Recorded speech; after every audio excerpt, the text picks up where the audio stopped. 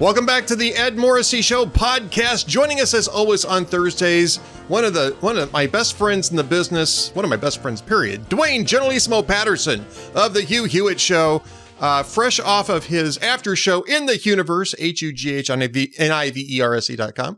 Troll-free web surfing experience for Hugh Hewitt fans and listeners, where we do show prep for the Ed Morrissey Show podcast every Wednesday night. Duane, thank you so much for prepping my show today. Always glad to be back. Good to talk to you, Eddie. A long time no talk, actually. Yeah, it's been literally hours since we last talked. Literally hours since we continued this conversation. And continue it we will, because we're actually going to discuss a couple of things that we did discuss last night. One thing that we only touched on briefly was the Quinnipiac poll. We mentioned it as something that we would take up today. And so let's start with the Quinnipiac poll. We're going to get to a couple things from Joe Biden and Jerome Powell in a minute, because those are... It had just come out yesterday, right? It had just hit, I think, maybe a couple hours before we went on the air. And I took a look at it this morning. I didn't really get a chance to take a look at it yesterday. I was really just looking at the top line job approval number, which was a tie for the worst that he's had at 35.57. But I mean, there's a lot more to this, Duane. And I mean, there's some really ugly stuff in here for Democrats, and not just for Joe Biden, but for Democrats. I mean, Quinnipiac actually does a really interesting job of drilling down on economic questions, right? And I mean, they drill down into what is the most concerning aspect of inflation for voters. 63% says the price of gas and goods, followed by housing and rent at 17%, and the stock market 11%, because people understand that their retirements are tied up in that. Sure. But another point in this is they were asked to choose whether inflation was a crisis, a problem, or neither. Want to bet, or you want to take a shot at how many people chose crisis? 60. Yeah, 59% overall, 59% among independents, 59% among women, 56% among Hispanics, and 52% among black voters. Wow. Yeah. And then here's a really interesting question, Duane.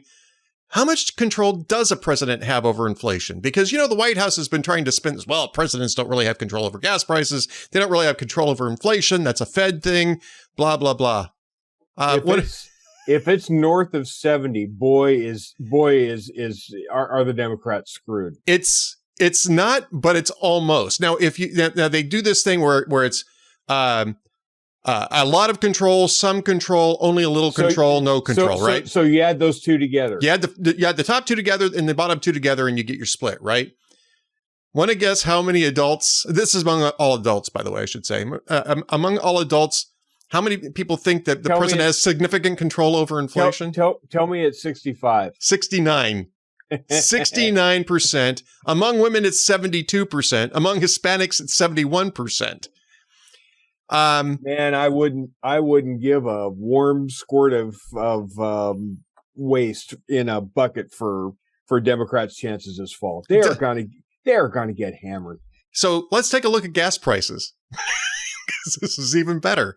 So again, a 4-tier response, right? This is we need to remind people, this is not Trafalgar. This is not. Although Trafalgar is pretty accurate. It's not Rasmussen, which is also fairly accurate. Correct. It's not Zogby. It's not Zogby.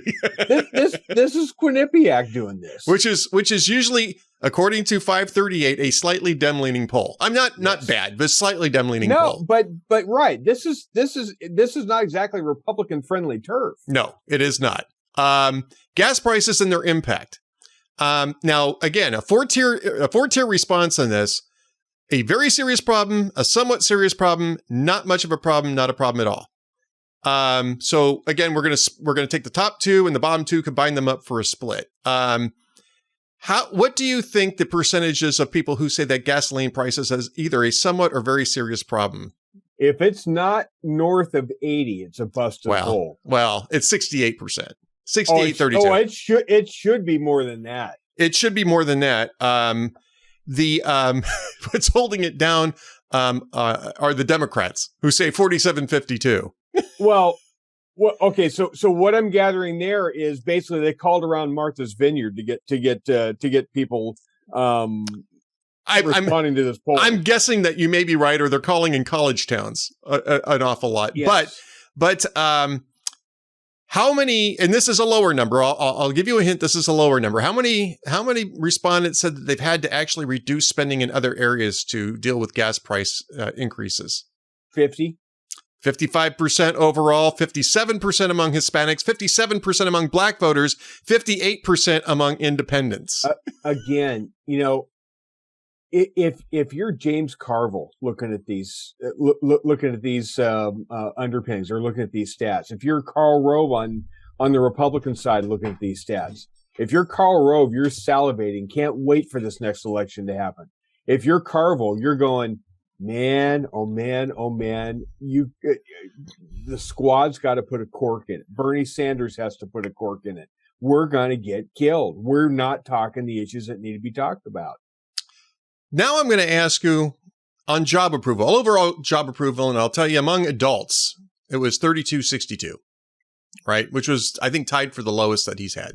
3260. Oh, sorry, that was on the economy. I should say that's on the economy. Yeah, I was going to say civics was 32. Yeah. No, but on the economy, Joe Biden's getting a 3262. Now, which age demographic do you think scored Biden the worst on economic approval? Well, if you're going to set me up with that kind of a softball. I mean, this is T-ball. This isn't even softball. This is T-ball. If you're going to put the wiffle ball up on the tee for me, I'm going to say, well, naturally, because Joe Biden did away with the requirement of having to pay for student loans and all that student loan forgiveness. Why, I'm sure that the youth vote is just flocking back to Joe Biden now. Well, thank you for the T-ball response, because you clearly are a broadcasting professional, know exactly where it is I'm leading here. The worst age demographic for Joe Biden on not just economic job approval, but also on overall job approval is 18 to 34-year-olds. Do you know where the Let's Go Brandon thing? I mean, we know where it got started. It got started on that racetrack when a guy named Brandon won a truck race, and people in the crowd were doing, F Joe Biden, and the reporter was saying, "Do you hear them in the crowd? They're chanting your name. They're saying, 'Let's go Brandon,' right?" So that's where that whole thing was birthed. Right. But all over college campuses, at football games and basketball games and all sorts of sporting events, it was the kids that were doing the Let's Go, or the F Joe Biden stuff. He has lost kids from way back. Oh, yeah. Well, and he's losing them now big time. 2563. 2563. That's on the economy. 2555 overall. With those kind of numbers, then where you're at is instead of Democrats trying to encourage the youth to vote because we know how they vote, at this point you're going to have the perverse reverse where Democrats are like, that whole rock the vote thing, that whole get out the youth vote thing. Maybe not so much. We're going to de-emphasize that. It's actually better for the Democratic Party now if the kids don't vote. Oh, I think that's the problem for them. It's not just the voting. Don't forget. Where do they get activists? Where do they get poll watchers? Where do they get door knockers? You bet. No, I understand all that. Yeah. But what I'm saying is, it was always the Democrats that tried to, do all these youth outreaches to get the kids motivated to get out and vote because they knew where their vote was going to be. Well, now they are looking at the numbers and the vote's going to be the wrong way. So they're like, don't get out the vote. No, go and stay home. Play Nintendo, play video games. We're going to be fine without you. We don't want you to vote after all. It's exactly the opposite now. Right. And again, so the youth vote is one thing. I want to take a look at two other demos before we move on to a couple other topics, right? Sure. Because this Q poll is just really fascinating. And I think the economics questions are the most fascinating part of this, because you can get job approval. You can even get approval on economy from pretty much any pollster that's in the field. But Quinnipiac actually is asking some interesting questions specific about the economy. And so I really wanted to make sure that we drilled down on that this morning when I was going through this. But two other demographics, Hispanics. I mean, overall job approval from Hispanics in Quinnipiac. You want to take a guess at what the positive number here is for Joe Biden? 28. Yeah, yay! Nicely done. 29%. 29.55 is the overall job approval from Hispanic voters for Joe Biden. Do you know what the voter registration of Hispanics are by party in Florida today? Did Hispanics tip over to the Republican column? Yes. Yeah.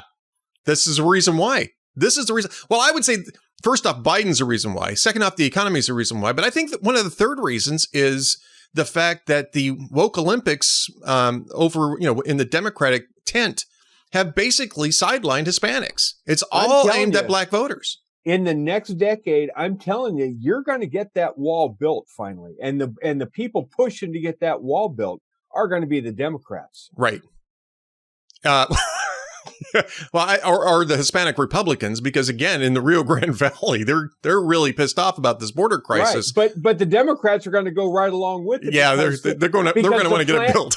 Their voter registration drive is going to have backfired. They're like, you know what we need? We need a wall. They're going to have recruited a whole lot of Republican voters. Yeah, I mean, take a look at the Hispanic voters' job approval of Joe Biden on the economy is 30-61. Now, between that and the youth vote, Democrats, I think, are really, truly screwed in this cycle. They may be really, truly screwed for several cycles with this going on. I think Michael Tracy last night, who's a liberal commentator. I'm not sure. Yeah. I'm not sure how best to describe him. It might just more be like a neo-isolationist kind of guy. Yeah, he may just be a contrarian. He may just be a contrarian too. Yeah, and was saying that he sees the youth demo on this as a realignment. I don't know that I agree that that's a realignment, but the Hispanics clearly are a realignment. They're realigning into the Republican Party. I don't know if young voters are realigning into the Republican Party or if they're just going to drop out of politics. And I suspect it's really going to be the latter. Yeah, but we'll see. I don't want to count my chickens before they hatch, but if these trends continue, and not just for this cycle, but the 24. Well, we got another 2 years of Joe Biden. Right. So if the Democrats truly and righteously get thumped the next two election cycles, it doesn't just affect the Congress, and it doesn't just affect the presidency. That affects state houses. It affects all the way down. There's tails that go all the way down. You're going to turn the Democratic Party, if they're not careful, they're going to turn into a regional party. They're going to be a California, New York, Boston, and Chicago party, and that's really about it. They got close to that after 2010 too. Don't forget. They're working themselves into being a regional party. Yeah, I mean, only Barack Obama's personal likability was able to rescue them from that, and the groundwork he did in 2008. It's the only thing that rescued them from becoming a regional party. Joe Biden's done none of that. Right. He's got none of that.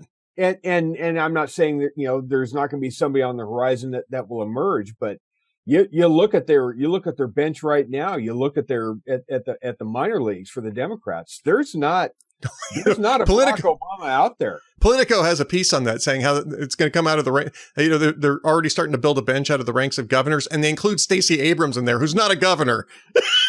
Well, who's claimed to be a governor, but isn't a governor. But even if she was, and even if you want to point to Stacey Abrams, Barack Obama was pretty smooth, right? Yeah. Stacey Abrams is not smooth. She's awfully damn abrasive. She's very abrasive. She's been caught out as a hypocrite on too many occasions. She is not going to be. Well, this brings us to black voters, right? Because the idea of running Stacey Abrams would be to appeal to the black voters who really are the core constituency now of the Democratic Party. It's really what their wokery is centered on. It's one of the reasons why the Hispanics are leaving, because Hispanics have realized that when you have a party whose principles are based on immutable characteristics, everything's a competition. There's no area for cooperation. Right. Now, Biden's still positive among black voters on both the economy and the and overall job approval. But can you guess what his economic approval number was among black voters? 60-40 positive? 54-36. Oof. On overall approval. Well, and I mean, no, that's economic approval. Do you know what? You're closer on overall approval because I was 59-31. But that's today. If inflation keeps biting, or if we even invert into a recession, yeah, and this crap goes on for the months and years that we think it's going to go on, it ain't going to hold at that number. Well, Duane, what do you think a 36% disapproval rating on the economy means, or even a 31% disapproval rate on the economy among black voters means for the Democratic Party this year and in 2024? This is a demographic that Democrats carry by a 90-10 margin in almost every election. Yes. Now, I don't know that they're going to switch to be Republicans, but a lot of these voters are going to stay home. They're either going to stay home, they're going to register a protest vote and throw it away. And they're certainly not going to be as motivated. I mean, the African American vote, when Barack Obama was at the top of the ticket, they came out. They came in droves. They came and got their relatives to vote that may not have voted in quite a long time. I mean, there was a draw, a motivating factor. They were energized and motivated to vote. They were willing to crawl through the proverbial broken glass to cast a vote for the first African American president. Yep. They're not going to do that for Joe Biden. They're not going to do that for Democrats. They may still say, I'm never going to be a Republican because they're a bunch of racists. I understand all that. But the motivating factor to get out, they're like, why? What difference is it going to make? Things suck right now. Right. So I'm just gonna ride it out and try and keep my head down. Right. Exactly. All right, let's move on to a couple other topics. We got to make sure that we get you out on time today. And because you've got big things going on at the Yo Hewitt Show today. And first off, the White House has been trying to sell the idea that Joe Biden doesn't really have any control over inflation or gas prices. It's big oil controlling. At the same time, trying to take credit for all the control that he's done so far. Right. That you poor schlubs don't fully appreciate. Right. Yeah. You clearly don't understand my genius for sort of things. Let's start with inflation being Putin's price hike. There was a great clip yesterday. And I'm going to write about this today. Well, the post will already be up when this podcast drops. With Jerome Powell answering a question from Senator Bill Hagerty in the Senate Banking Committee about whose inflation this actually is. You have that clip? I do indeed. Stand by. Let me go to here. And this is that cut right here. Factors that play a role in the historic inflation that we're experiencing. Supply chain disruptions, regulations that constrain supply. We've got rising inflation expectations and excessive fiscal spending. But the problem hasn't sprung out of nowhere. And in January of 2021, inflation was at 1.4%. By December of 2021, it had risen to 7%, a five-fold increase. Now, since the war in Ukraine began in late February, the rate of inflation has risen incrementally, another 1.6%, to a current level of 8.6%. So again, from 7% to 8.6%. Given how inflation has escalated over the past 18 months, would you say that the war in Ukraine is the primary driver of inflation in America? No, inflation was high certainly before the war in Ukraine broke out. I'm glad to hear you say that. The Biden administration seems to be intent on deflecting blame, and as recently as just this past Sunday, spread the misinformation that Putin's invasion of Ukraine is the, quote, biggest single driver of inflation. I'm glad you agree with me that that is not the truth. Not just since Sunday, but after he spoke at that testimony under oath, saying, right. Well, of course, inflation was going on before Putin invaded. The White House still doubled down and tripled down, knowing the lie was there. Right. And in fact, above the line inflation, 2% is the line, right? That's the Federal Reserve target, right? Above the line inflation started in April 2021. It was the month after Biden's American Rescue Plan, the $1.9 trillion unnecessary COVID relief / stimulus package passed. It started in April 2021, and it actually peaked well before Putin's forces even stepped off, especially in so-called core inflation. Right. So, I mean, it's a nonsense claim. It's been a nonsense. You don't need to be an economist. All you need to be able to do is look at a calendar and read a chart. Right. But it goes back to the larger point that you'd already made, which is he can't have it both ways. He can't say it's not my fault. It's not my fault. And out of the same side of his mouth say, and you're not giving me credit for all the good stuff I've done because things are really going really well. Right. I mean, you can't have them both. No, you can't have them both. It's like that economic advisor, Jared Bernstein, telling Neil Cavuto yesterday.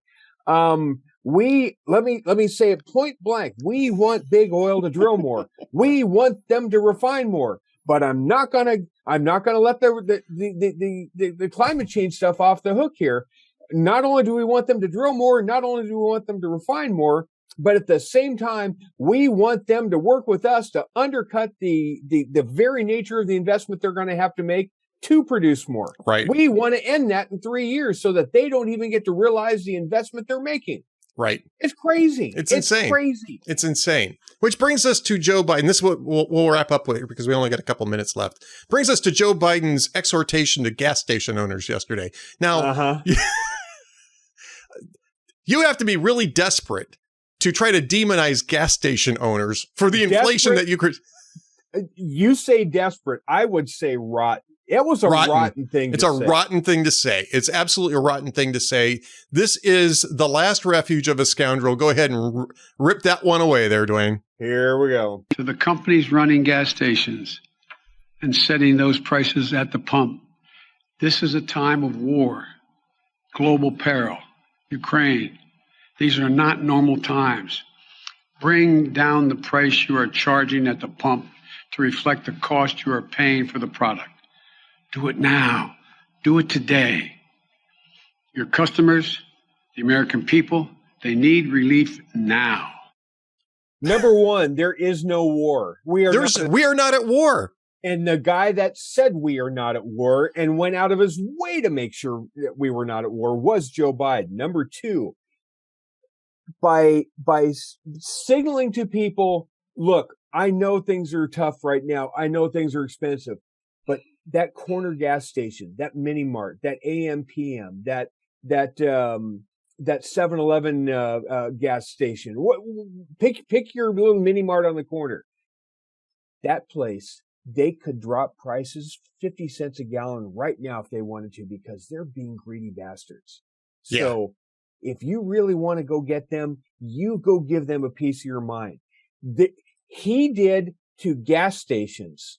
And I mean, these gas station owners, they make their money on the convenience side. Yeah. And the convenience store. The gas is almost a lost leader for them. They make 1-2% off of that. Their whole business model is, you're going in and paying for the ho-hos and the Slurpees, right? Right. That's where they're making their money. But Joe Biden is now sicking the mob on them. He did to the gas stations what Chuck Schumer did to the court. Right. Yep. Don't go after me. Go after those bastards over there. It's those bastards over there. It's not my fault. It's those bastards over there. I call it in my post dipstick demagoguery. You got to be a member of the universe. HUGHNIVERSE.com, the troll-free web surfing experience to hear what my comment was last night, which was somewhat a little bit more pungent than dipstick demagoguery. We've only got a minute left. Duane, what's coming up on the Hugh Hewitt Show?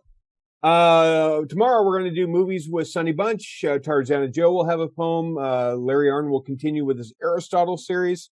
And we're actually going to be taping in just a couple of seconds a segment with Shelby Steele of the California Republican Party fame and talk about movement in politics in California and kind of where that sits. We'll talk to him in just a couple of minutes. That will play tomorrow morning as well. Excellent. Duane Generalissimo Patterson, thanks for being with us. We'll talk to you again next week, sir. Perfect. Thanks, Ed. Stand by for more from the Ed Morrissey Show coming up next.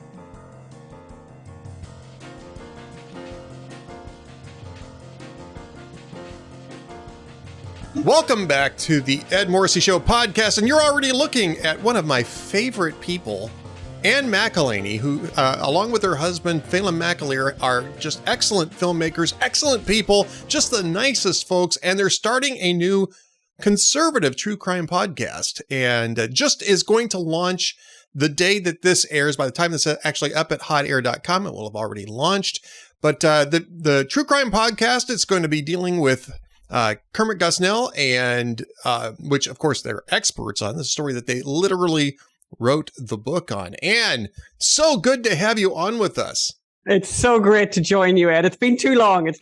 Thank you so much for having me on. Far too long, and my wife and I have enjoyed your wonderful hospitality in the past, and it's just always a delight to talk to you and to talk to Phelan and to be up to date on your incredible adventures. And this podcast is another of your incredible adventures. Tell us a little bit about what led you to do a true crime podcast. Yeah, no, it's interesting. I mean, so the true crime, you know this, probably some of your listeners would know this as well. So in the podcast universe, there's a lot of conservatives like ourselves who talk, and we have these shows that are like radio shows, basically like radio shows, but radio shows on demand. So you get to listen to Ed Morrissey when you want, you get to listen to us when you want. But there is another universe of podcasts that are out there and very dominated by the left. And possibly the largest chunk genre-wise in that universe is the true crime area. So Serial was a true crime podcast created by NPR. 450 million people have downloaded Serial. And it's about a young man who is in prison, a Muslim boy who's in prison for murdering his girlfriend, and they reinvestigate the case over many, many episodes. As I said, 450 million people have listened to that. They have other podcasts like Dirty John. Some people would know that incredible story from Newport Beach. They have ones like Dr. Death, about a doctor from working in Texas. Really scary stuff.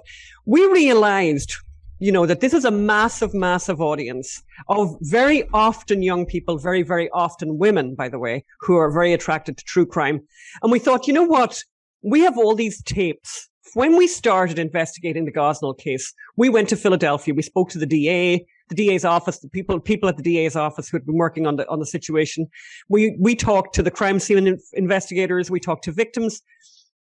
We talked to all kinds of people, and we talked to Kermit Gosnell, by the way. Right. And we thought, we have all these tapes of these incredible interviews, and we realized this is actually a true crime podcast, and we need to make this into a true crime podcast. And given the fact, obviously right now, as you say, your show is going out, very likely that when your show is going today, people will have found out the result of the Supreme Court decision from the Dobbs case. And so a lot of people will be thinking about the abortion issue, and people who are pro-abortion will be thinking about the abortion issue. And maybe they're going to search online and start, trying to read some stuff or learn some things. And they may come across our podcast and, get an education that people need, by the way, because I think, and it's interesting for me, having worked on this story for many years now, that even the pro-abortion side, even our side on this issue, when I go and speak at events, I'm so often shocked by people saying to me, I didn't know such and such. I didn't know such and such. And I'm thinking, these are and these are really good people who have thought about this issue for years.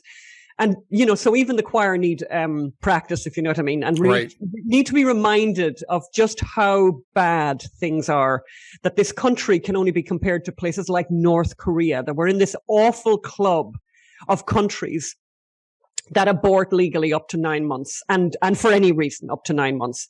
But people do. And we know that people do because of the people who went to Gosnell's clinic.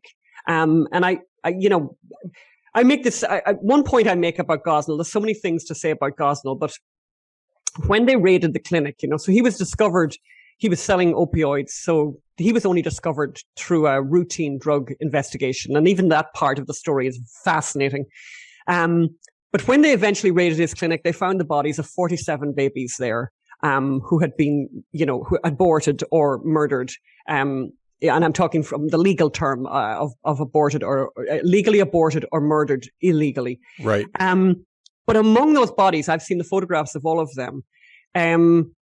pretty much all of them were legally aborted. And those pictures are very arresting. And it's like so much about this story that stops you in your tracks, where you think, oh my God, this is what's legal. This is what's legal in America. And I think that having a true crime podcast that goes through the minutiae of the case, that tells the story, and it's a very human story. And the people involved, the investigators, the cops, they're just great people, by the way. And when you hear their voices in the podcast, you really get a sense of the humanity of these people. And by the way, you get to realize how lucky we are with the vast, vast, vast majority of law enforcement who are just complete stars and such believers in justice, like the people involved in this case who brought this man to justice and put him in prison. It's uplifting, bizarrely. Well, it is once you are able to ascend from the details, right? And I read your book. I've seen your movie on Gosnell. Fantastic stuff, by the way, and people should watch this. I also was flipping through, I think it was Amazon Prime or Netflix. It was one of the two. And there was a documentary on Gosnell, which actually kind of got me by surprise. It's a brilliant documentary. It is a brilliant documentary. And to your point about being reminded of these things, and this is maybe like 4 or 5 months ago, I'm watching this thing. And I almost didn't watch it because I was thinking, I wrote about it all. Yeah. I knew it all. I'd written extensively about it. I talked to you guys a lot about this. And of course, talked about your movie, and we sat through it. Both my wife and I sat through it.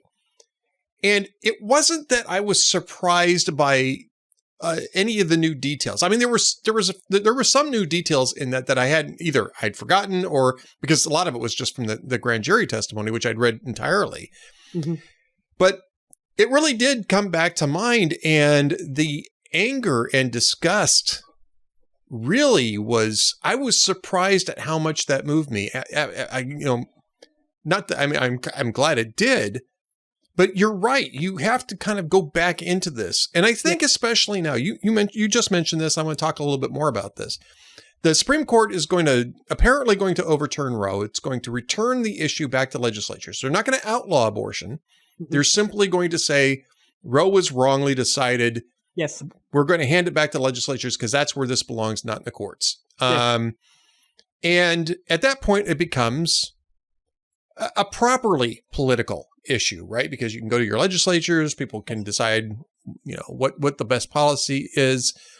And that's when I think you really need to understand how Kermit Gosnell got to be Kermit Gosnell in the first place, how many opportunities there were to stop this guy. Yes.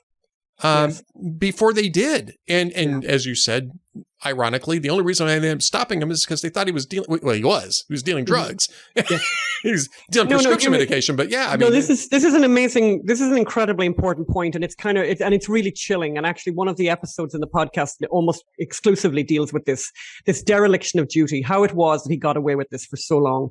And, people listening to the podcast, people listening to the story might think, well, people, whatever, they might think something. Here's the truth. For 17 years, no one inspected the clinic. 17 years. And it wasn't like things were going swimmingly. During that 17 years, there were complaints that would have gone to the ceiling about the conditions in the clinic, about the fact that there were cats in the clinic, that it was filthy, that it was dirty. But beyond even that, and the fact that he had, by the way, that the people that were working for him were not qualified. These were not nurses. These were not people with any medical expertise. These were people who barely had finished 6th grade education. Many of them were barely literate, most of them, who were giving anesthesia. One of the anesthesiologists, by the way, the best anesthesiologist was a young teenager who actually took her job very, very seriously, Ashley Baldwin. But worse than all of that is the fact that 2 people died. Samika Shaw, a young African-American mother, and Karnamaya Mongar, a Bhutanese refugee who had been in a refugee camp in Nepal for 20 years, came to America and was dead 4 months later. These 2 women, by the way, who in a state that is proudly progressive, extremely proudly progressive, Pennsylvania, allowed the death of a young African-American woman and the death of a refugee, by the way. Apparently 2 populations that are particularly particularly cared for by progressives. Both of those deaths went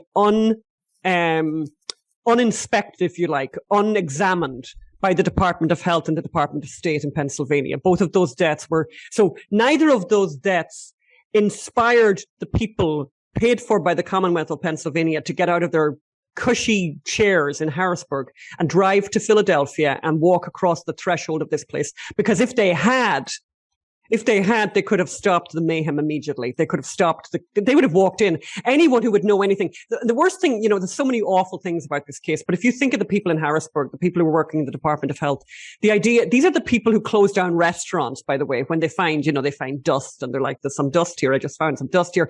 We're going to close this place down. Their dereliction of duty is beyond belief. And there is absolutely no suggestion in anything I have researched that anything has changed in progressive Pennsylvania. So if it can happen in Pennsylvania, this can happen wherever you're listening to us. And this is another service that this podcast, I hope, will provide. Well, I hope so too. I mean, and the other aspect of this, of course, and you guys covered this quite a bit, and certainly you wrote about it in the book, and it's in the movie too, is how much Gosnell got away with because of the clientele that he was servicing. If this had happened in a tony suburb of Pennsylvania, and I don't know the suburbs of Pennsylvania, I would name a suburb, but it's I wouldn't know one end of Pennsylvania from the other. King of Prussia. I think King of Prussia. There you go, King of Prussia. If it happened, King of Prussia, right there you go. Thank you. My Philadelphia geographical knowledge is very limited, but if it happened in King of Prussia, there would have been people all over this thing. Yes. The fact, absolutely, and it's who's talked about the, oh my God, I can't even think of the name, but it's this rush to it's like, yes, this was he was servicing a very poor population of mostly African American minorities, and so it was okay, kind of Harrisburg obviously had the attitude that that'll be okay for those kind of people, and you talk about the racism at this. There's an incredible amount of racism in this, as you say. Yeah, if this has been some kind of tony little suburb somewhere like King of Prussia, everyone would have been up in arms. But yeah, it was okay for them, for those kind of people. And, and I have to say, and I think this is another reason why your podcast is going to be so valuable. By the way, before we even go any further, where can people find the podcast? So make sure we heavily mention that during this interview. Where can people find the podcast? Well, I'm also going to ask you at one point, and maybe we'll do this at the end, if you'll play the promo, which is a visual promo. Yeah, I can actually. Long. Yeah, I can actually do that. Actually, yes, no, please do. And then also, I'll cue it up. People who are listening, they can go to serialpod.com. Serialkillerpod.com. If they go to serialkillerpod.com, what we need you to do is subscribe. It's free. Just hit the subscribe button, and you'll get all of the episodes. You'll get to hear all of the episodes. And the other thing I would ask your listeners to do, big favor for me, please, is when you've listened, leave a review. Please leave a review. Give us a 5-star rating. We think we deserve it. But you decide how much we deserve. And also share the link with your friends and share the link with young people. Because you'll find, older people mightn't realize, but young people are listening to podcasts like this, but they are very often extremely liberal and telling a very different kind of story.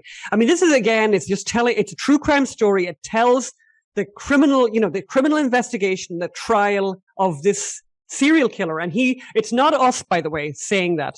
Terry Morn of ABC News, a veteran news journalist, described Kermit Gosnell as probably America's most prolific serial killer, because the grand jury, again, not made up of pro-life activists, the grand jury concluded that he had killed in his 40-year career hundreds, if not thousands of babies. And just to remind people, this is what he did. His modus operandi was to deliver babies alive, to fill women up with cytotec, which made them babies basically dropped out of the women. They would drop out, they would be alive. And he had trained his staff, and obviously he did it himself, to lift up those babies who were alive, who cried, who squirmed, who moved, and to cut their necks with scissors. And this is what his modus operandi was for 40 years. By the way, I'm not sure if you were hearing it, but I am queuing up that video, and I was trying to get it to stop playing. Oh, good. Initially. No, I didn't hear it. Well, I'm hoping I can play that. Why don't we do that now? Why don't we play Sure. We'll play the promo now. Hopefully this is going to work, but at least you'll see the visuals. This is the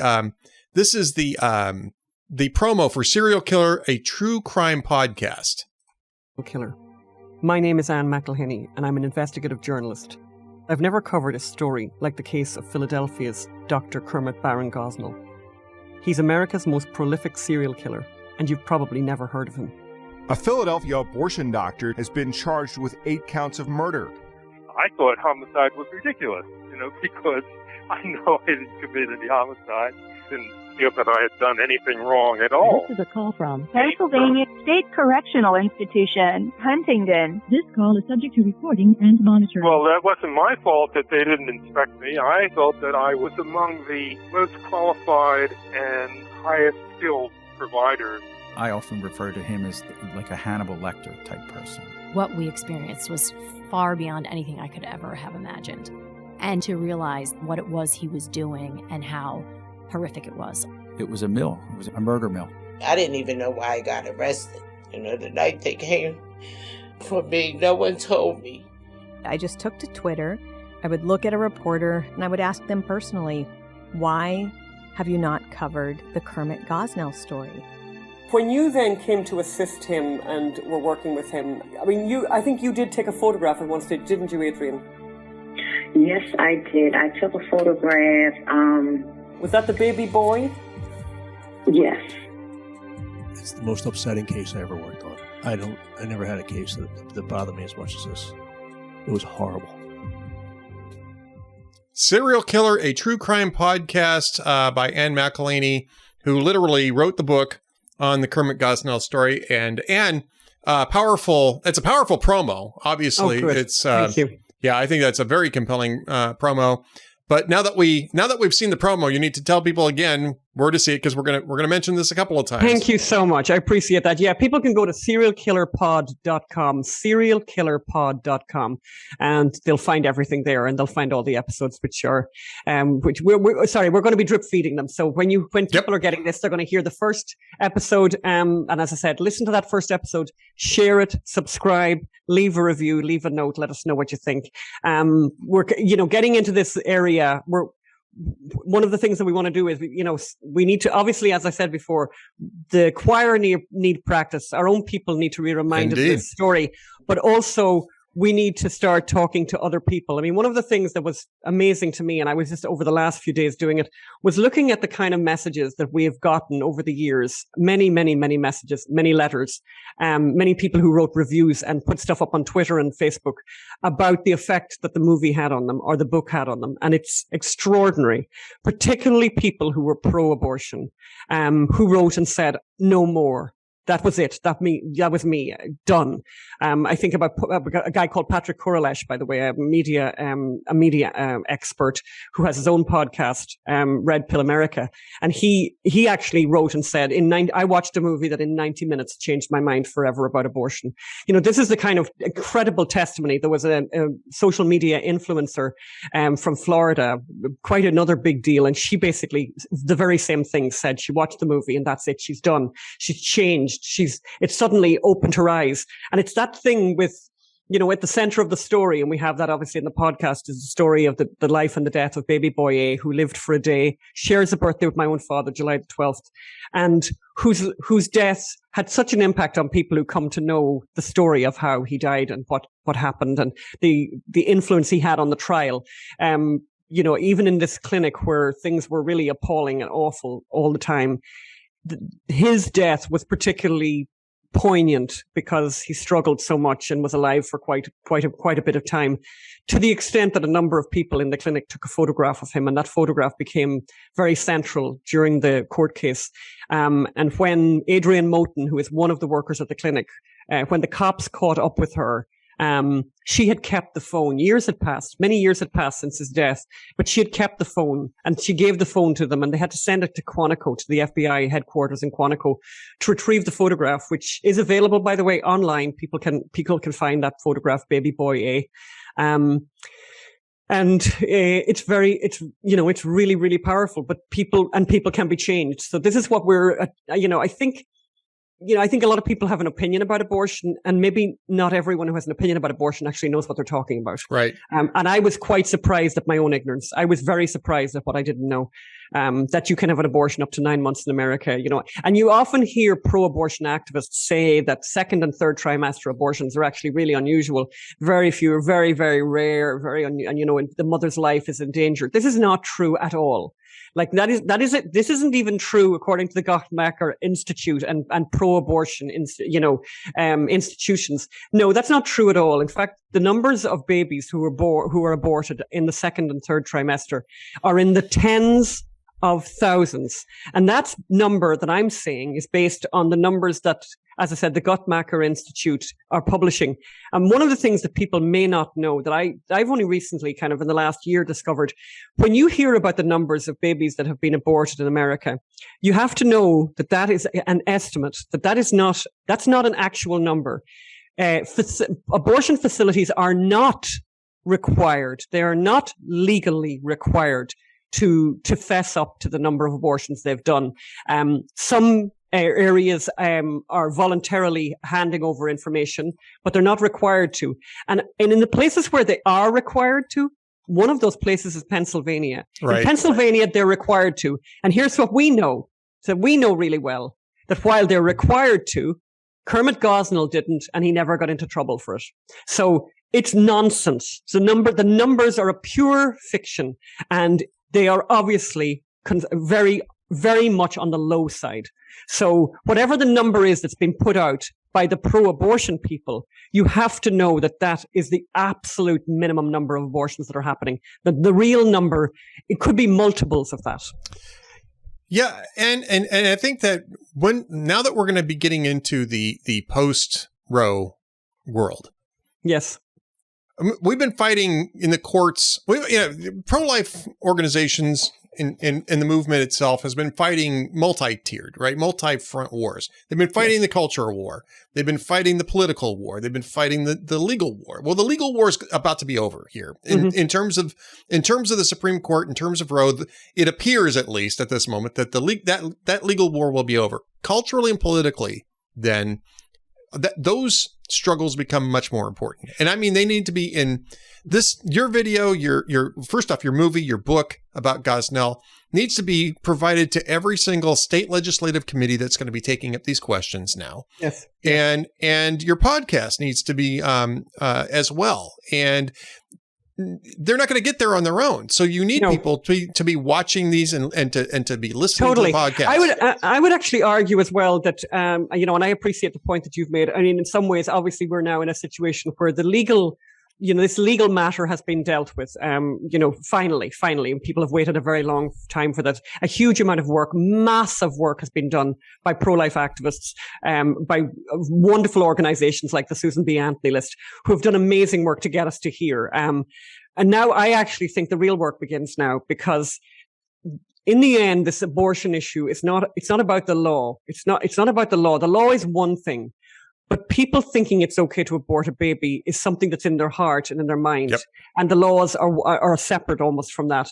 People, I think what I would like to try and do is to make abortion unthinkable. Because once people understand what it is, that's actually what happens. It becomes unthinkable. It's not like an argument anymore. It's like, I don't know why we're even talking about, you know what I mean? This is too much of an abomination. How could this possibly be something?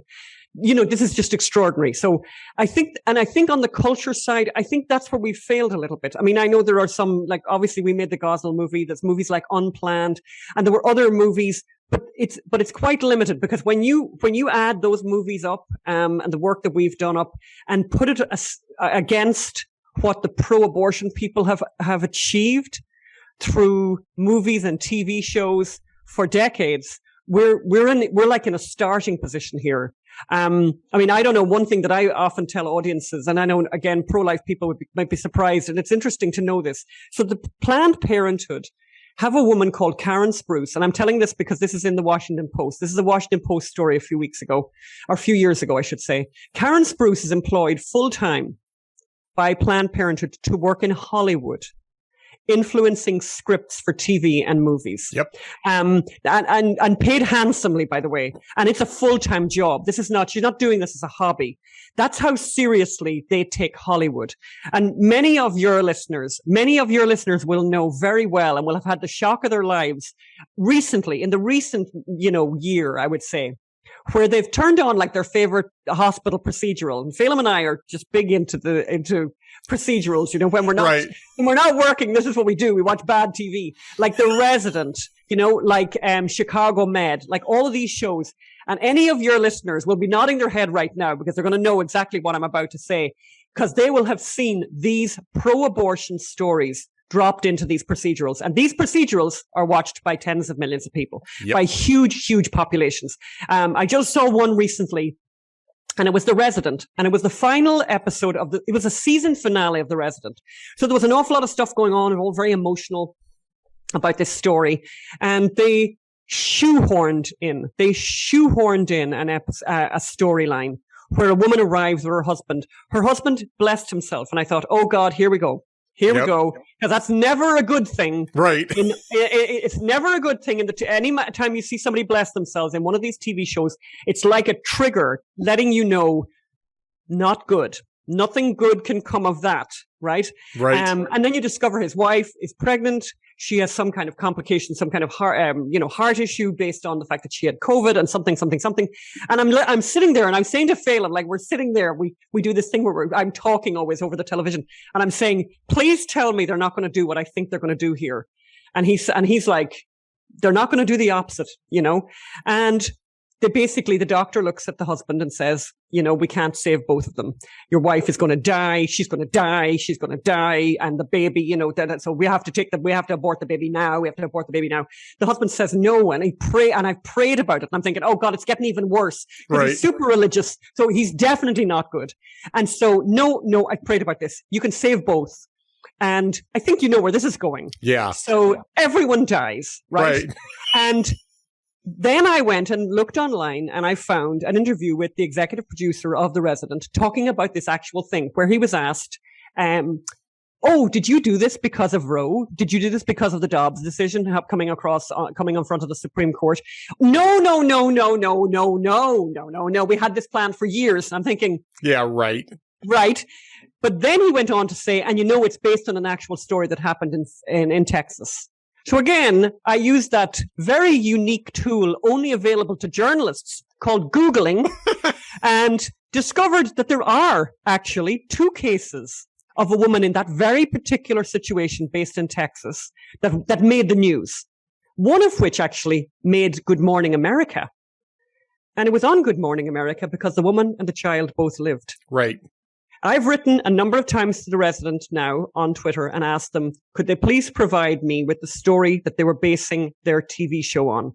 And I've spoken to a good friend, Omar Hamada, who you probably know, the famous doctor who tweeted out and said, basically, there is never a case, never, where a doctor has to make a choice between saving the life of the mother and the baby, that there's never an abortion necessary medically.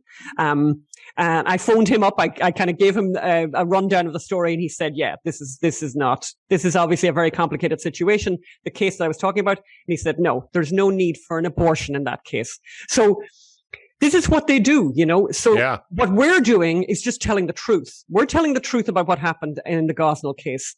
And by the way, and people, please, as I said, go to serialkillerpod.com, and subscribe right now. But one of the other things that people will hear during our podcast, which I think is really unique, even in the true crime area, we do reenactments from the trial with actors. Right. Because they didn't allow television cameras into the courtroom in Philadelphia, and they didn't allow recording devices either, which is a real shame, by the way.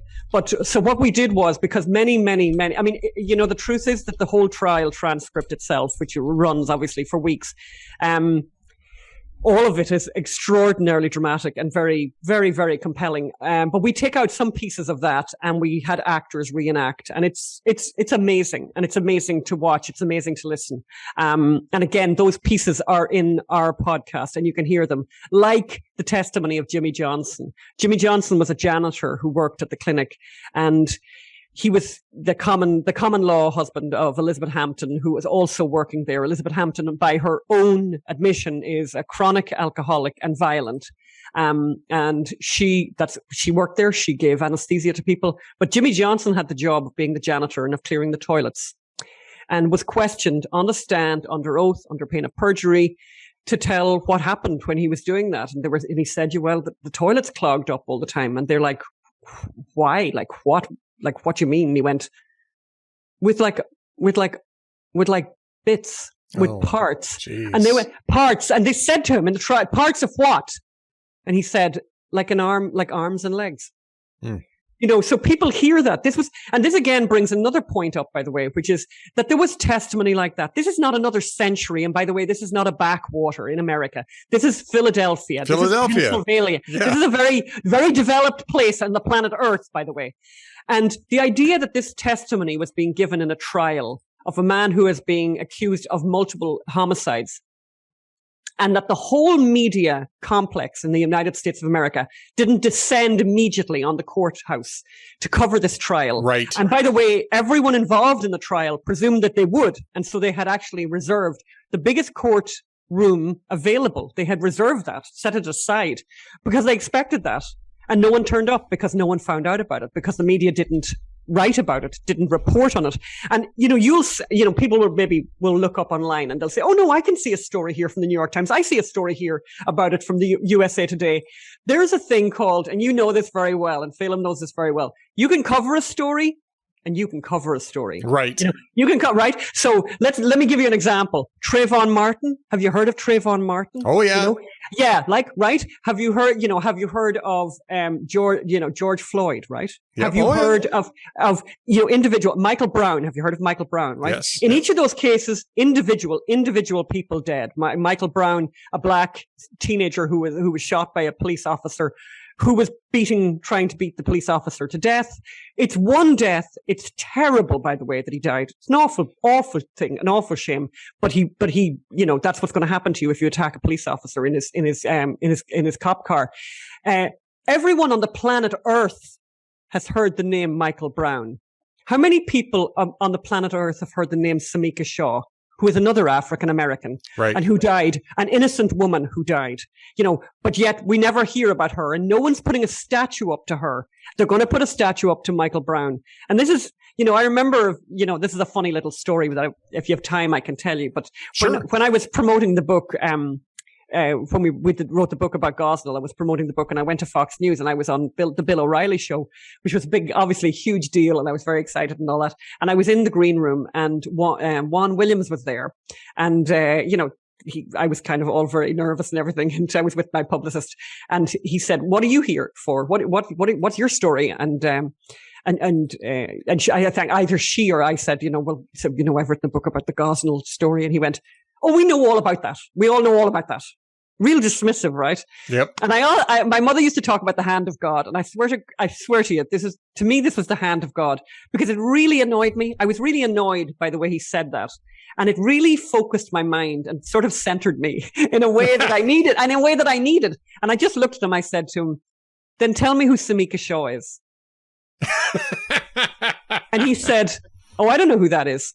And I said, yeah. So you don't know about the Gosnell case, because she was a young African-American mother who was butchered by him and died. And a very young woman and a mother. She was a mother, by the way, as well. So, I don't want to throw Juan Williams under the bus, actually. But what it did for me was it really focused my mind, actually, on exactly a very important issue, yeah, about the media and about how the media covers stories. And I was really glad, because then I went out onto Bill O'Reilly and of course I was fabulous. but I kind of, it really did remind me, of how, this is the way the media operate. And they covered the case. No, they didn't cover the case. And I know how they didn't cover the case, because so many people still haven't heard of the Gosnell case. Right. And hopefully we're going to change all this with this podcast. We want hundreds of millions of people to listen to this. And the great thing about podcasts, as you know, They have no borders. This is available around the whole world. It's free. And without sounding awful, it is entertaining. It is entertaining, but and fascinating in so many ways. And as I said, the characters involved, we have people like Christine Wexler, an assistant district attorney who was involved in the investigation of the case. We have Detective Jim Wood, who I just adore, who's my dear, dear friend, who he and I are we're basically relate. I said to him, basically we're family now, whether you like it or not, Jim, and because we've been in, we've always kept in touch. Over the years. And, what an amazing police officer he was. Here's a guy who was working for the DA's office doing these undercover drug buys. He was doing these undercover drug buys, which is in itself very, very, very fascinating. And we have the tapes of him, undercover buying drugs off these drug dealers. And you can hear that, and you can hear the drug dealer. That's part of the tape. You can hear the drug dealer that he speaks to one day. And it's kind of a funny story because the drug dealer he's dealing with is going to prison. And so he needs to he needs to keep his supply going. So he says, do you know what you can do for me? You could just introduce me to the doctor. So if I get the doctor, I can deal with the doctor myself directly. Can you give me the name of the doctor? What's the name of the doctor where you're getting the scripts? And then she says, Gosnell. And he says, did you say Darnell? And she says, Gosnell. And she says, Gosnell. Yep. And it's amazing. And you're thinking, bang. And then he finds out about Carnamaya Munger. And as Christine Wexler said, he became her champion. He was the only one. Right. Here's a woman in her 40s who had lived for 20 years in a refugee camp, in a mud hut, in a refugee camp, to come to America and have this extraordinary thing happen, have herself die like that. Just a horrible, horrible death. And even her death is just terrible because, of course, she couldn't speak English. And according to witnesses who were there at the time, they said, Mrs. Munger, she put up a fuss. And at the time, I remember writing this in the book, and I remember I've talked about this many, many times, and I've looked at the testimony, and I've seen this quote from many of the witnesses who were there, who were drugging her to death, by the way. And she put up a fuss, and they phoned Gosnell, and he said, "Med her up." And they knew what that meant. So to fill her up with Demerol so that she basically was immobile. Right. And I think that she put up a fuss, and I'm thinking the poor lady looked around this hellhole, this horrific place that she was in, and thought, I'm going to die here.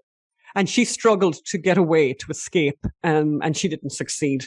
And I think it's important that she gets remembered, along with Samika Shaw and along with all these other children who died in this place, who were murdered in this place by Kermit Gosnell. And for people to familiarize with them and to share this story with other people, because I think it's important. And there's no more fitting a memorial to the life and death of baby boy. There's no more fitting memorial than that this story would be heard everywhere and that people would know what happened here and that he would be remembered. Exactly. You can find out more at serialkillerpod.com, serialkillerpod.com. And of course, I'll have the link when we do this in the show post. Ann McIlhenny is the podcaster behind Serial Killer, a true crime podcast at Serial Killer Pod. And as always, great talking with you again. Can't wait to do this again. Yeah. Thanks so much. Look forward to the next time. Bye, Ed. Bye-bye. And folks, stay tuned for more from the Ed Morrissey Show. We'll be right back.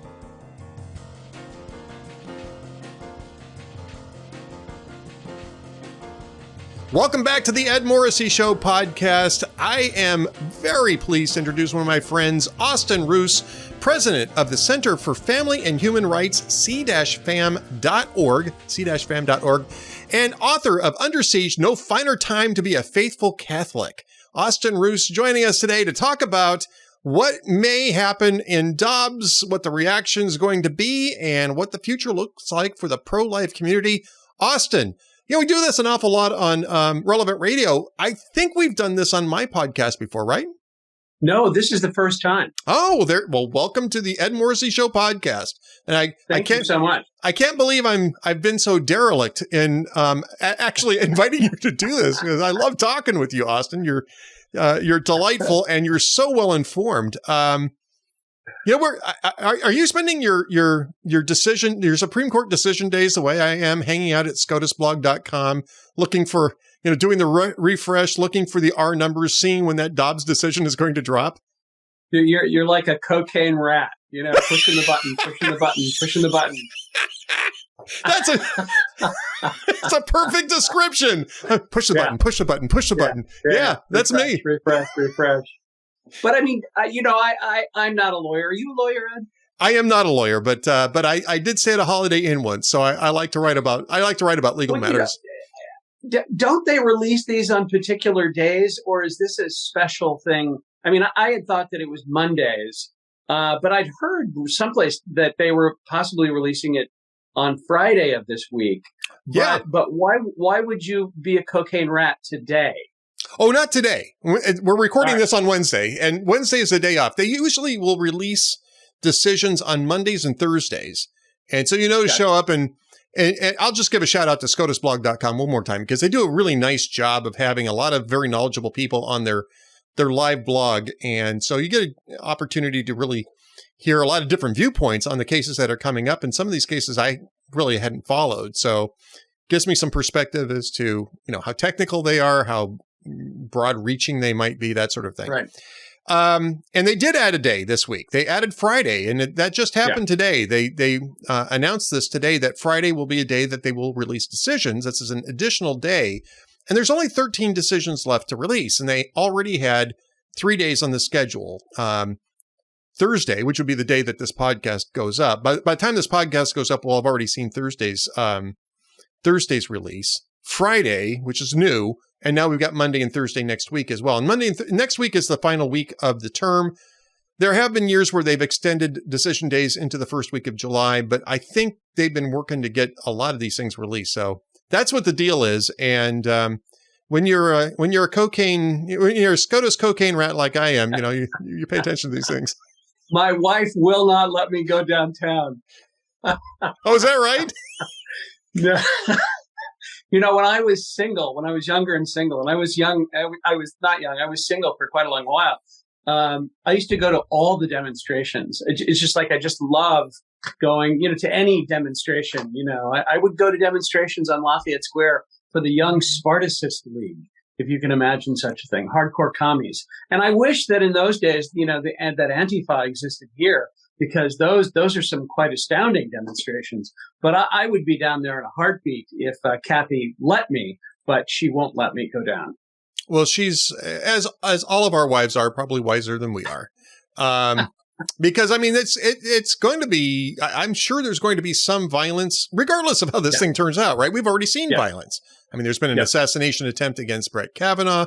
There's been, Jane's Revenge, which is a domestic terrorist group, is already firebombed some pro-life advocacy centers. Yeah. And promising to do more of that. So, yeah, I mean, I understand why she'd be reluctant to have you go down there and experience it firsthand.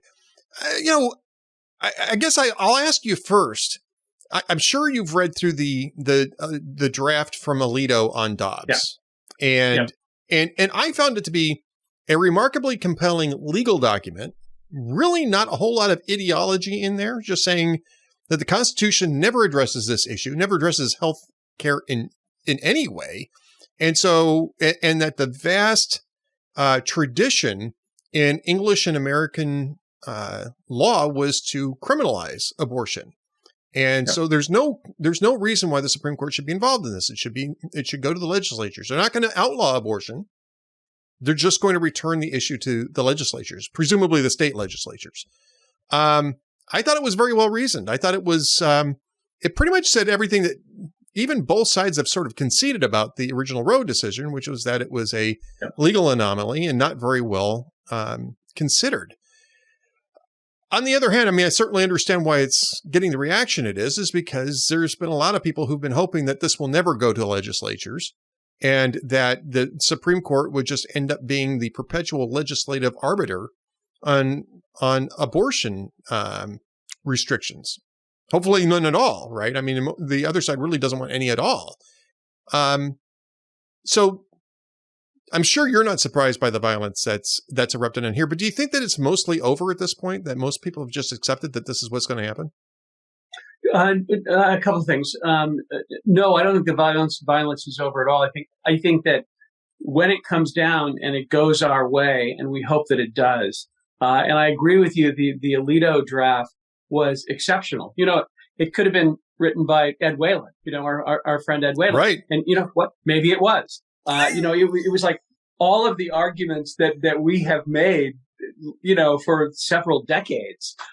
So it was a remarkable document. Crossed all the T's, dotted all the I's. It really was amazing. To the question of violence, no, I don't think that we ain't seen nothing yet.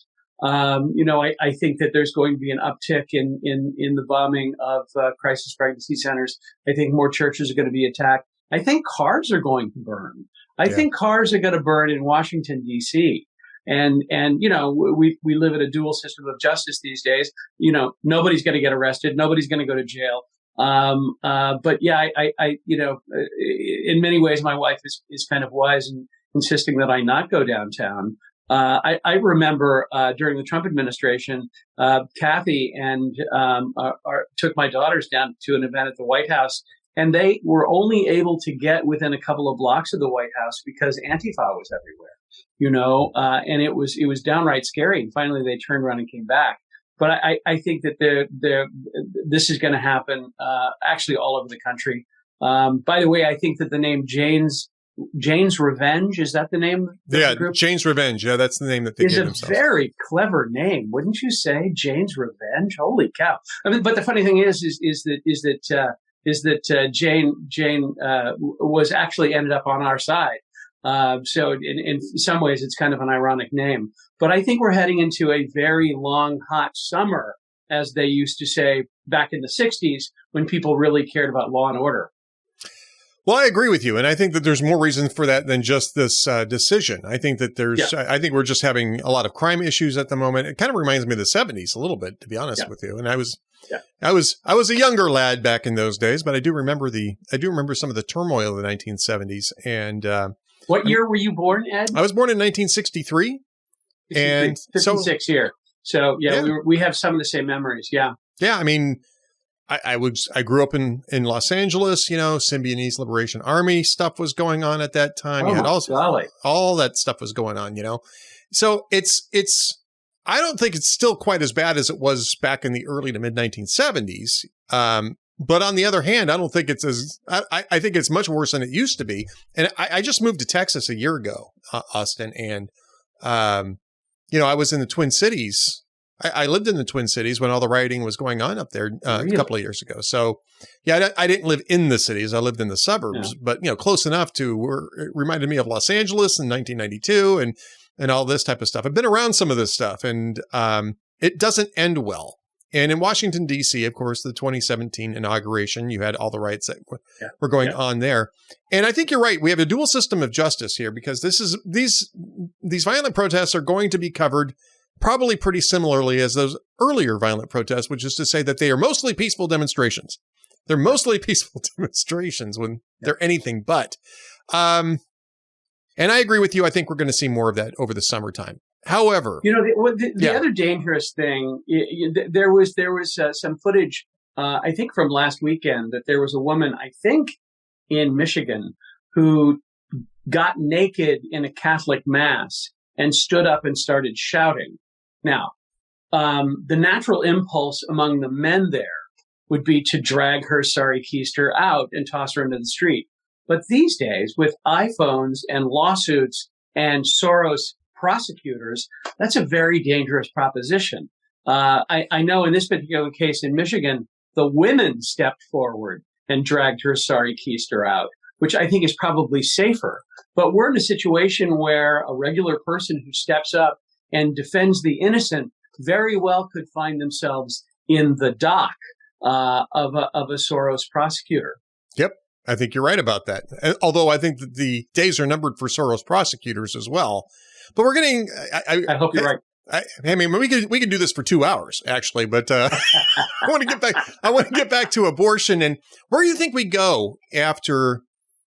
Let's say, and I think it's the most likely outcome right now is a 5-4 or 6-3 decision that upholds the law at issue in Dobbs and explicitly throws out Roe, Casey, Doe. People don't talk about Doe, but Doe is just as important to throw out. Oh yeah. If you throw out Roe, if you throw out Roe, you throw out all of it, right? I don't think there's a way to come to a compromise. And frankly, I think after all the violence, the Supreme Court justices are probably going to look at that and go, we just really need to rip the Band-Aid off at this point and get it over with and send it back to the legislature so that those nutcases don't come back here year after year. And if that's the case, where do you think abortion goes in the United States? Where do you think it's going to, what direction is it going to take? And what is the pro-life mission after Roe gets overturned? The big abortion states, California, New York, Illinois, are going to stay, with radical abortion laws, and they're going to be pumping out abortions. They're probably going to increase dramatically because people are going to be, there's going to be airlifts of women that are going to be very covered by the mainstream media coming in to get abortions because some states will outlaw it altogether. And I think many will. I think others will end up with European-style gestational limits, which is like 14 weeks or 15 weeks or something like that. And quite frankly, that is my ultimate fear. When you look at polling, the settlement seems to be among the broad swath of the middle is gestational limits. And that is my worry, is that in most of the states, it's going to be gestational limits of 14 or 15 weeks. And sadly, that's when most abortions occur, is prior to that moment. So we may end up with a little bit of a stalemate. The good news is that the pro-life movement has been active on the ground. I think we talked about this on Drew Mariani's show a couple of weeks ago, is that the pro-life movement has been active on the ground now, for 43 years because this great big boulder was in the way called Roe v. Wade. And so it forced pro-lifers to get really creative, and make sure that abortion clinics had similar procedures as surgical centers, and that abortion doctors had visiting privileges at hospitals and things like that. I mean, just very creative stuff. So we are ahead of the other side on the ground because they've been able to sit back fat and happy because of Roe v. Wade.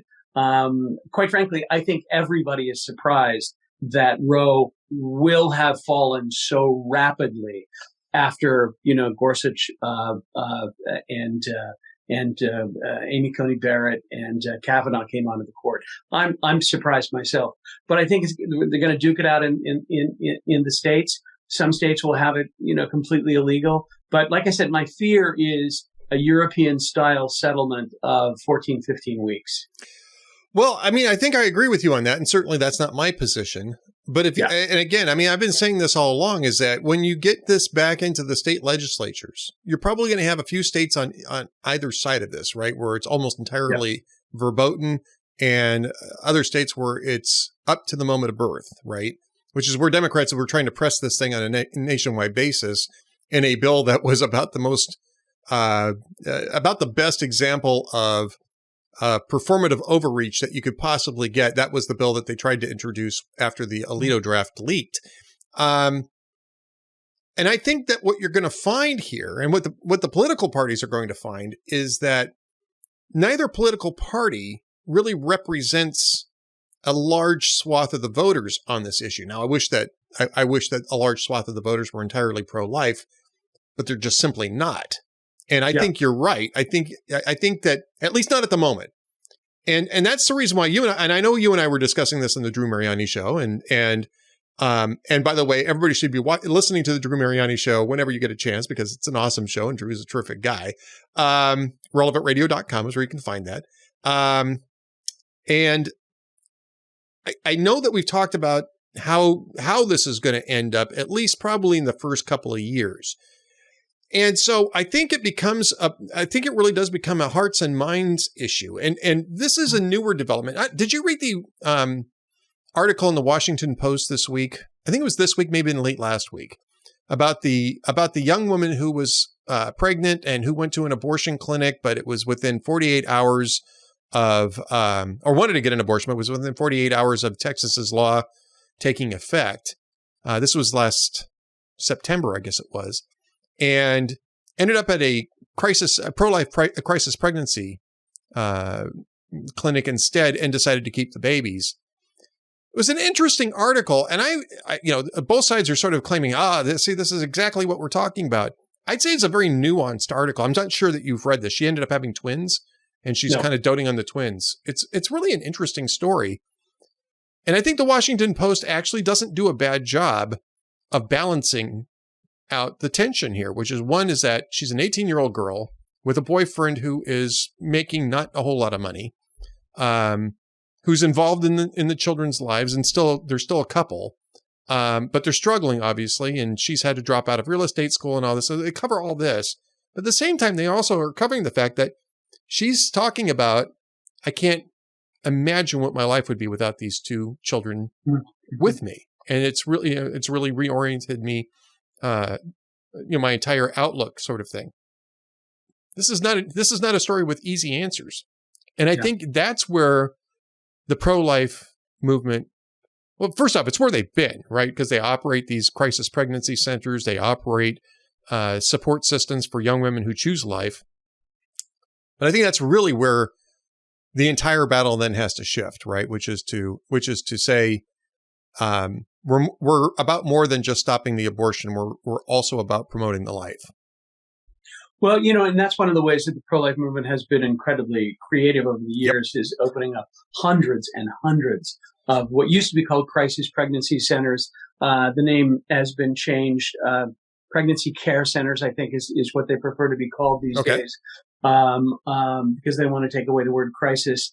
But yeah, hundreds of them. At the same time, being very creative legislatively, with the result of which is closing down of abortion clinics. So, I know a lot of people who run crisis pregnancy centers, and they're doing amazing work. But back to my worry, I spend a fair amount of time working on international issues because that's what CPAM does. And I spent a fair amount of time in Europe. And the pro-life movement in Europe is, kind of moribund. And one of the reasons is because the decisions have been made democratically through national legislatures. Right.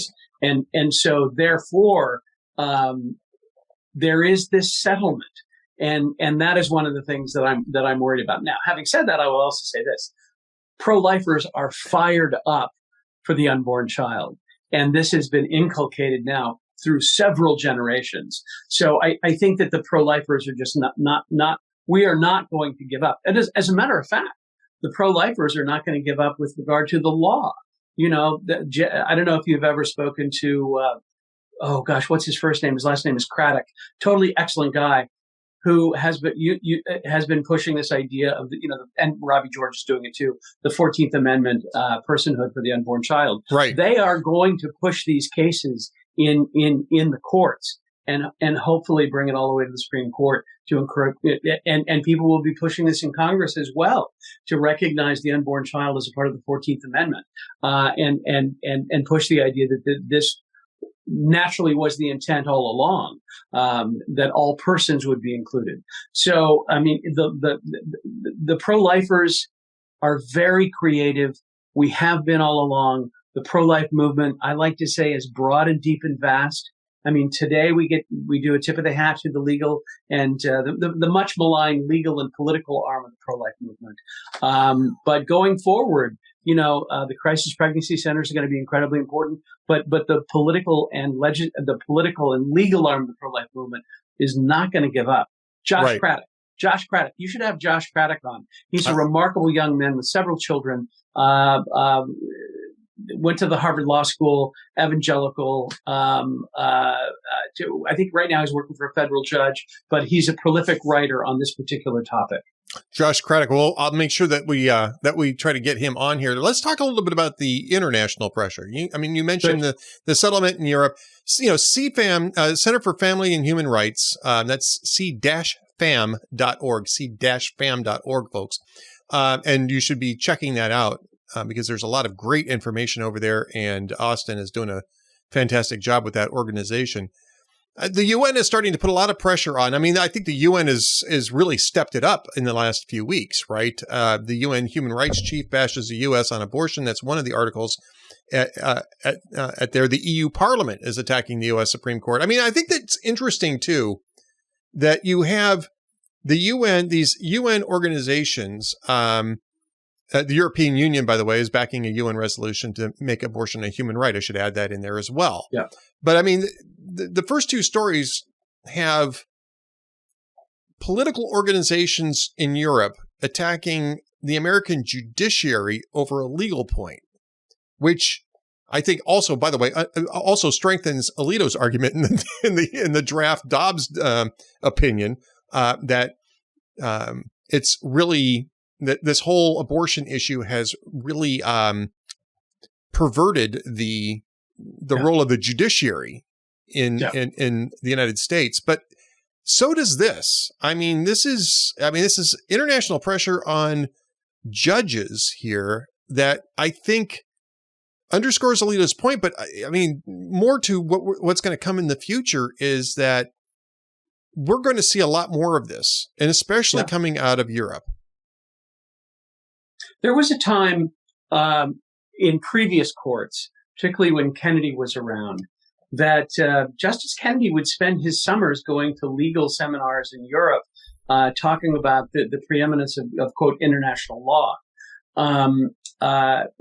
The Supreme Court, under previous courts, have cited documents that the United States has never ratified. This is one of the reasons that CFAM is in existence, is to make arguments about the proper understanding of international law. Okay, and what international law really says. And abortion is not a part of international law. Abortion has never been mentioned in a hard law treaty. Abortion has never been mentioned in a non-binding resolution. And so that's one of the reasons that we're here, to make sure that that stays like that, but also so that other people know that this is happening. But the Supreme Court has not been shy in years past from citing documents that the United States has never ratified. When the Supreme Court overturned the so-called juvenile death penalty, not that they're putting kids to death, but they're putting people to death who committed crimes under the age of majority. When they overturned the juvenile death penalty, the Supreme Court cited the Convention on the Rights of the Child. The United States has never ratified the Convention on the Rights of the Child. Right. They cited a part of the International Covenant on Civil and Political Rights, which we have ratified. But the part that they cited was a part of that treaty which we rejected upon ratification. So the Supreme Court, under previous courts, has been quite comfortable in citing international law that isn't even international law. When the Dobbs case came forward, for the very first time, I think in history, a body of international human rights experts submitted an amicus brief saying that abortion is the law of the world. This is false. Our brief countered that. And I thank goodness that Alito didn't even address the question of international law. Right. But I guarantee you this, if it is overturned, if Roe v. Wade is overturned, international law will be cited in the dissent. Oh, absolutely. Cited in the dissent. Absolutely. And frankly, I think that at some point you're going to see Joe Biden try to get some sort of international treaty that will, that may even, try to fold that in. Hopefully the Senate Republicans are watching that carefully, because of course treaties require 2/3 of the Senate to ratify. But, I mean, let me just point out that one of the great things about the United States of America is precisely that it takes so much to ratify a treaty. The United States, even under Democratic presidents, even under Democratic Senates, have not ratified the Convention on the Rights of the Child. The Convention on Persons with Disabilities was not ratified. The Convention on the Elimination of All Forms of Discrimination Against Women has never been ratified. So we are very careful when it comes to this, and mostly because the very high threshold for acceding to these treaties. Right. And I think it still bears a lot of scrutiny and vigilance for the next couple of years while Biden's office. That's exactly why the Center for Family and Human Rights exists, c-fam.org. Austin, first off, I think that you and a lot of people in the pro-life movement deserve a lot of congratulations for the hard work that's gone in over the last 50 years to get to the point where we have a Supreme Court now that's actually willing to go back and take a look at the jurisprudence that brought us to this. Yeah. But just to get back to what we were saying earlier, Austin, the work is really now just beginning. Even if this gets overturned, the work now spreads out to 50 legislatures. It stays in Congress. You have to be vigilant there. What can people do to first off, to help out the Center for Family and Human Rights, your organization, c-fam.org? And what should they do in terms of just more generally working to to advance the protection of the unborn? It is a remarkable movement. As I said earlier, and I say all the time, it's broad and deep and vast. There's something for everybody. The Catholic New Left basically took a pass on this some years ago and walked away from the pro-life movement because they didn't like the coziness with the Republican Party. But even for them, there were things that they could do. For instance, if I was an anti-corporate leftist, I would go after insurance companies that cover abortion. It's like pro-lifers have been so creative. Lila Rose sat in her dorm room at UCLA and cooked up phony phone calls. It's like there's something for everybody in this movement. But the Catholic New Left walked away because, like I said, the coziness with the Republican Party. They could try to rejuvenate the pro-life caucus in the Democrat Party. So my advice to people is to send money to their favorite pro-life group that works in their state legislature, because it's going to move into the state legislatures. Send a check to a national pro-life group that you like. Direct mail is the mother's milk of the pro-life movement, and therefore the mother's milk of the international pro-life movement, because we're sort of the inspiration of the world in terms of the pro-life issue. But we would be dead in the water without checks for $25 here and $30 there. And it's the widow's mite, and we get by, and look what we've done. It's amazing, with teeny tiny budgets, but a lot of heart and a lot of creativity. So I would urge people to, it's not too late to get involved in the pro-life movement. Do it today. Start something interesting. Give money. Be creative, give money. Do some volunteer work at, I know it's not supposed to say a crisis pregnancy center, but a pregnancy support center. Help support a young woman who's going through a difficult choice. These are all steps. Stand outside an abortion clinic with people who pray every Saturday. I guarantee you, if there's an abortion clinic near where you live, there are people standing outside there Saturday mornings saying the rosary or other prayers, and go do that. It's amazing. And if you have the courage, go and talk to the women who are going in. There's a lot of saves that go on and lives that are changed. Work with post-abortive women.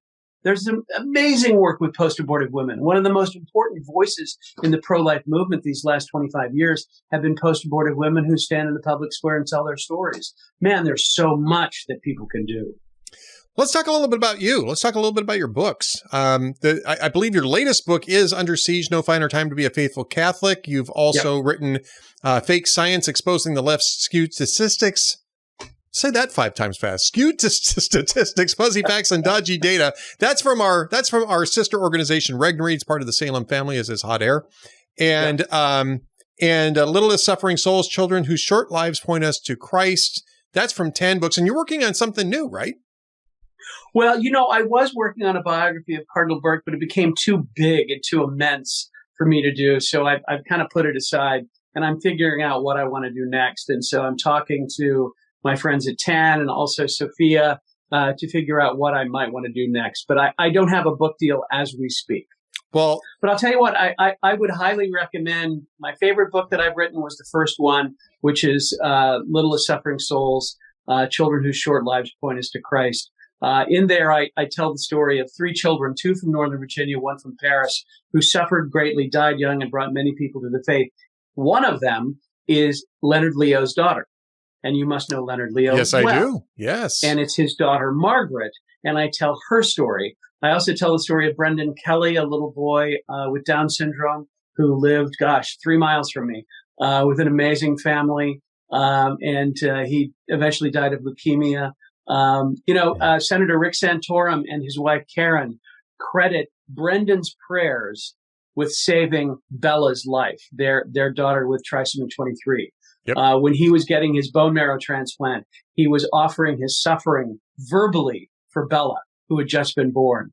So these stories are truly remarkable. And they really are stories of our time, because they show that there's no life that's not worth living.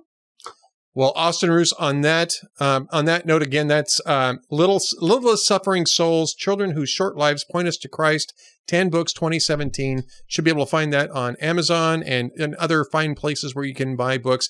Austin Ruse, c-fam.org is where his website's at. Be sure to bookmark that. Thank you so much for spending some time with us today. It is my pleasure. Thank you so much. Anytime. All right. Stay tuned for more from The Ed Morrissey Show. We'll be right back.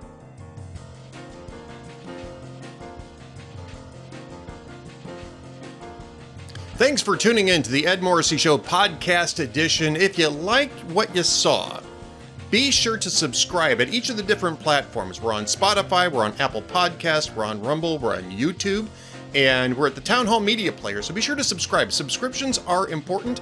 Really do appreciate that. It's free. Be sure to like the video if you like that as well. We want to get the word out as much as we possibly can. Really want to thank you for being with us. And while you're at it, if you're at any one of the Town Hall websites, especially hotair.com, be sure to subscribe to our VIP program or our VIP Gold program, which has extra benefits for our subscribers.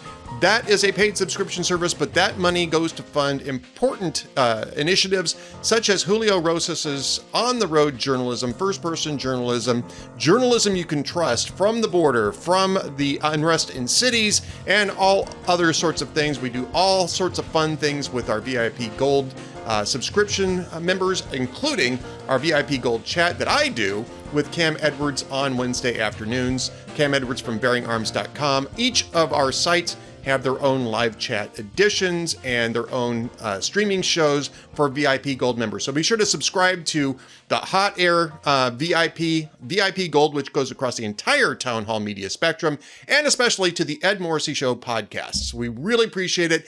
Thank you for watching.